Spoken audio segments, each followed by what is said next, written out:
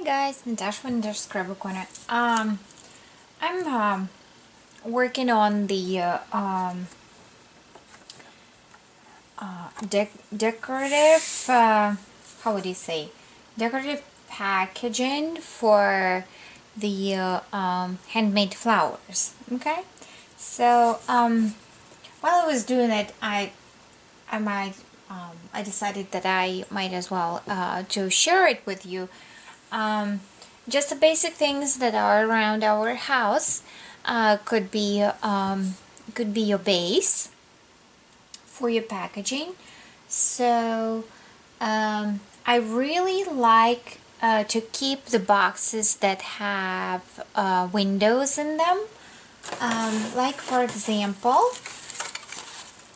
the the macaroni box, which I just took apart and I peeled off the window. But when you're gonna be putting something inside your box, pretty wrapped, you will be able to see a sneak peek of it. So that's I like to keep those type of boxes. And this box is not very thick, it's not very big, so it's really good for shipping. So it just keeping that in perspective. So what I'm thinking, I have some tissue paper. Well, it's actually gift wrapping paper that one of my birthday gifts came from. This is actually from Diana, Spare Mumbles 2012 here on YouTube. So hi Diane, thank you, I'm using it. So what I'm thinking, I'm going to be adhering that paper, along the whole box. And usually the simplest way to do it, it's just, if you want to be picky,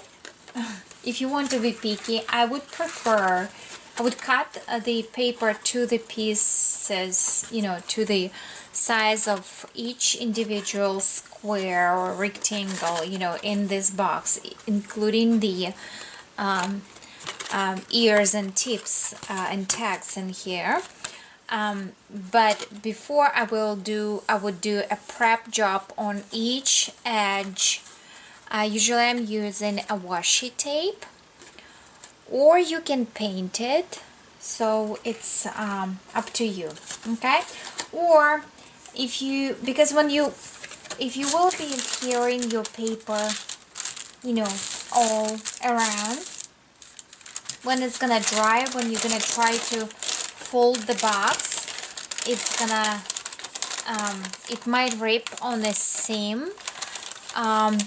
Or you can try to fold the box while your glue is still wet to see the result. And again, with the decorative boxes, it's really a good thing. You can alter it, on the edges afterwards. So it's up to you. It's what you prefer. So I kept this box, and I kept this box, and this box doesn't have a window, but it's a very sturdy box for shipping. So it's really,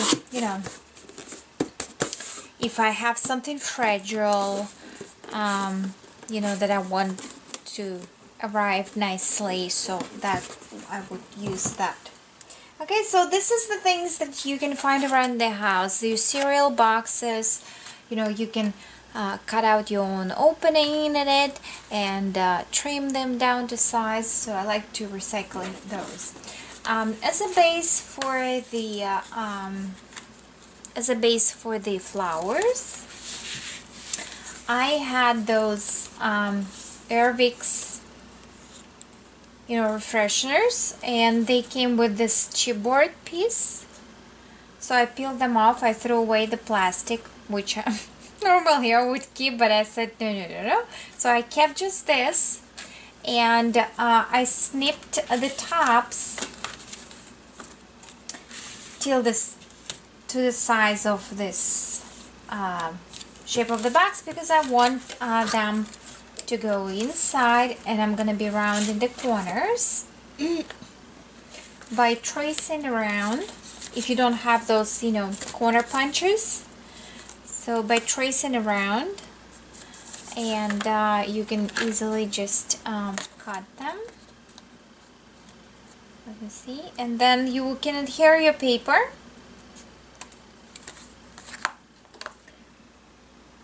Okay, and simple as that.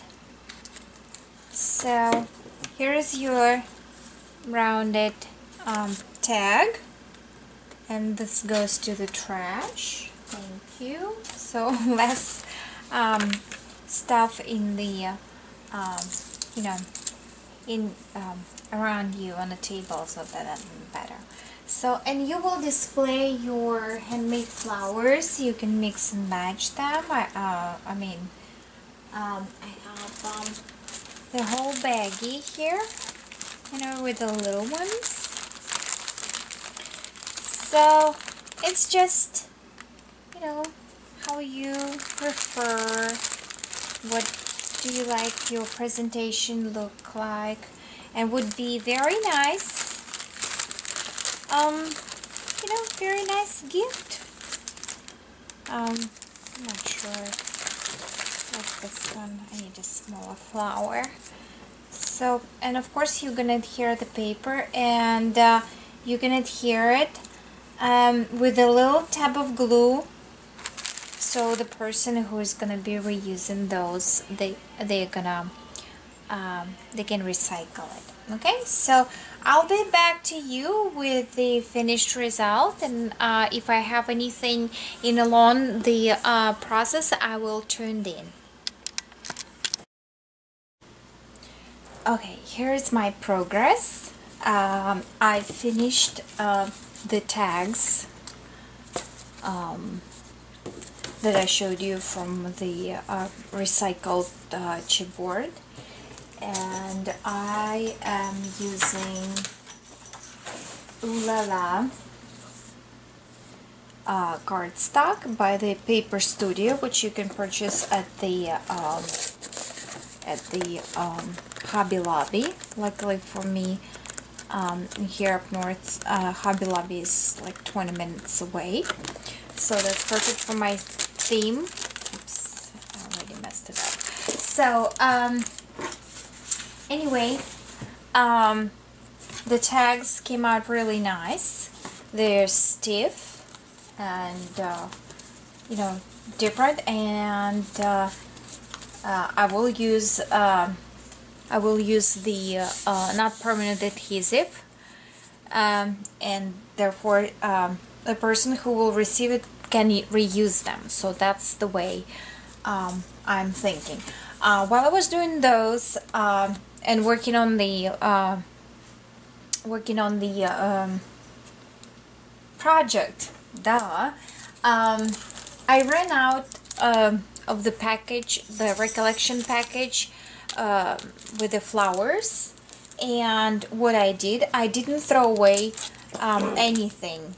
So I actually adhered the same papers, and I'm gonna use it for the other little things.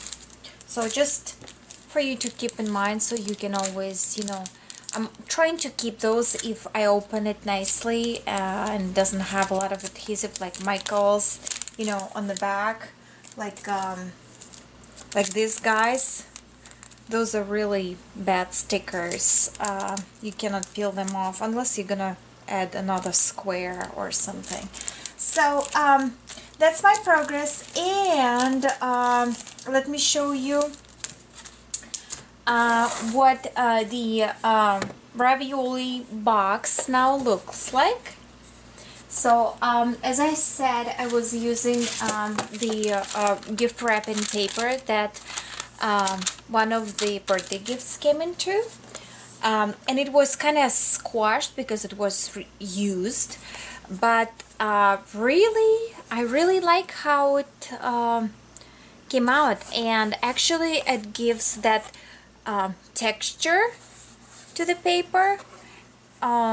and I think it's quite nice. And what I did, I actually opened the whole box, and I adhere the paper from inside and outside as well. And I was actually thinking that I'm gonna be decorating that box, but after seeing it, the paper is gorgeous, and I think it's just perfect as it is. So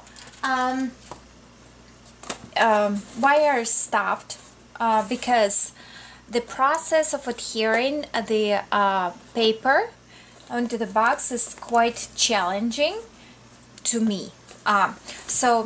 And I know it's always my question, how which adhesive do you use when you adhere in the paper to get the perfect fit or not, or what. So I decided that I'm gonna record you know, the process, and I will speed it up for you on the next box, you know. So I'm not gonna be doing the opening in that one, so I just gonna go ahead and use some of my leftover gift wrap paper, and let's see what's gonna take place. And I'm gonna be using the Mod Podge, so stay tuned for that.